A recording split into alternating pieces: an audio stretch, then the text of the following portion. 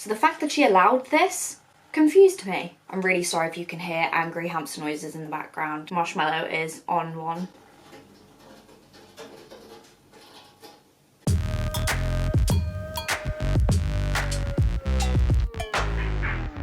Hello everybody, welcome back to another tanning trials video on my channel. So for this week's video, we are going to be testing out something I didn't think I was ever going to see, but here we are. So recently, as I was scrolling through my phone, just aimlessly online shopping for things I absolutely do not need, definitely can't afford, and have nowhere to put, I came across the product we're going to be testing out in this week's tanning trials video. And that is the Self Tanner Mousse and the Facial Tanning Mist by Prettylittlething. PLT, the clothing company. What?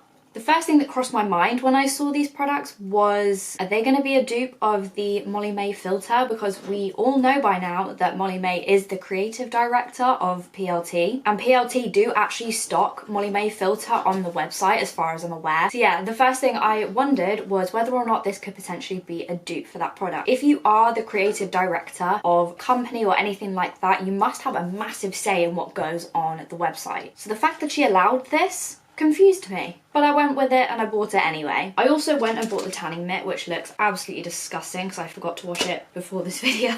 So yeah, I went ahead and purchased these 3 items from PLT. Just realised I'm sporting a bun, like the Molly May bun. Not intentional, but if it gets me brownie points, I'll take them. Starting off, all 3 of these products, when it came to buying them, were relatively inexpensive. I believe that the tanning mousse I've got here, which is in the shade dark, was £8. The tanning facial spray that I got was also £8, and then the mitt was £4. So jumping straight in, this is what my skin looked like before I got started. My base tan is in between what I'd like it to be. It's more on the lighter, sort of fairer side than what I would normally have, but it's coming into the summer now, starting to go out a little bit more in the sun and catching those rays. Did all the usual prep as well, exfoliated, shaved and moisturized the night before. Whenever I'm trying out a tanning brand that has like a facial mist or a spray or something like that that's not like a mousse that I would apply to my face, I always do go in and apply that first. If you don't know what I mean, if you spray kind of like a water-based product or something very liquidy onto your skin and it kind of like splatters on you, you're more likely to get watermarks on your body. So I always like to do that first. I then went in and patted it into my skin with a brush, as I usually do. Just avoids, like I said, any streaky marks, any drippage. Let that sit for a couple of minutes and then I go in and apply the tanning mousse. So I give it a good old shake before I get started, pump it onto the mitt. The guide colour of the mousse, as you can see, has got a bit of a reddy, sort of warmer undertone. I start applying that into my skin. I give it a good old sniff, and I'm not gonna lie to you, I was very underwhelmed.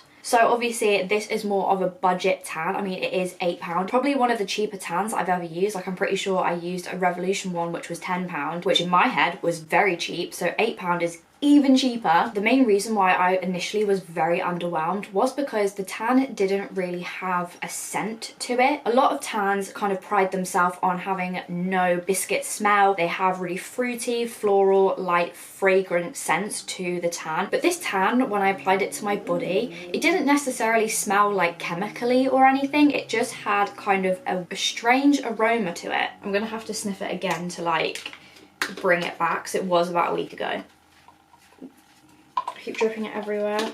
Yeah, it's kind of like a very light chemically smell. Not necessarily a bad thing if it means that I'm not gonna smell of like biscuits or anything, but it did worry me a bit that I was gonna absolutely stink the next day. Started swiping it into my skin. I usually always start on my arms and then sort of graduate across into my neck just to kind of rub that in and blend it into my face. I then swap over hands, apply it onto my other arm. I also applied some of it to my stomach and sort of down my chest area. Looking at my skin after the first layer of tan, I sort of decided that it wasn't a deep enough coat. They always say with fake tans, if you feel like you might not got enough coverage or you want it maybe to go a bit darker, you can wait for it to air dry a little bit and then you can apply another layer, which is what I did. The only problem being is I had to wait quite a long time in between application and then applying a second layer. Like, it was a really long time, especially when you're stood there like basically naked and it's cold. On a more positive note, the tan blended and melted into my skin really beautifully. It took very little effort to actually blend it into my body and apply it into my skin. No streaking, 3 swipes max for it to like blend into your skin. In my books, that's a good thing. I don't know if that maybe means that the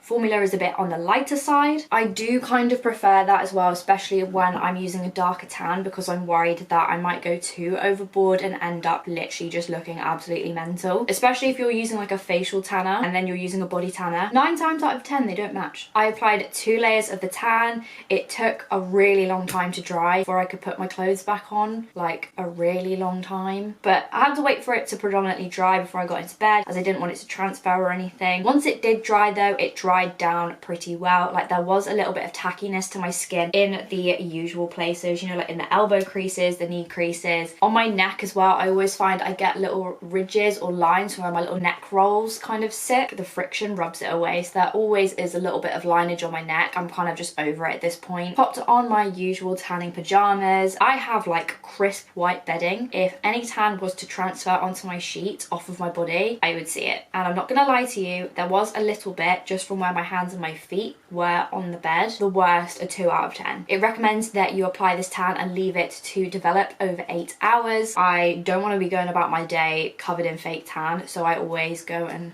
apply it before bedtime. Woke up in the morning, I didn't smell really biscuity or anything. There was still that slight chemical smell. Jumped straight into the shower. As you'll see from these clips here, my skin looked really good. It was a warm tone tan. Sometimes when tans go on the warmer side, they start to look a bit orangey. Luckily that didn't happen, and I used 2 layers of the dark shade. One thing I will say before I move on and completely forget, this tanning mist only comes in 1 shade, and the shade is dark, okay? So if you are just wanting like a light base just to go on your face, only apply like a very small amount of this. If you want it to be darker, either spray it, let it dry, and then apply another layer, or just keep building it up over the next few days. Maybe like apply it in the morning and then apply it before bed. The self-tan facial spray did cling to a lot of areas on my face. It didn't look terrible, but you could definitely see where the drier patches did attract that moisture. I wouldn't necessarily say that that's the product's fault, just because everywhere else on my face it looked relatively normal. The tan on my body as well applied really good. Like I blended it into my hands and my feet just with the excess product, and it did take to those areas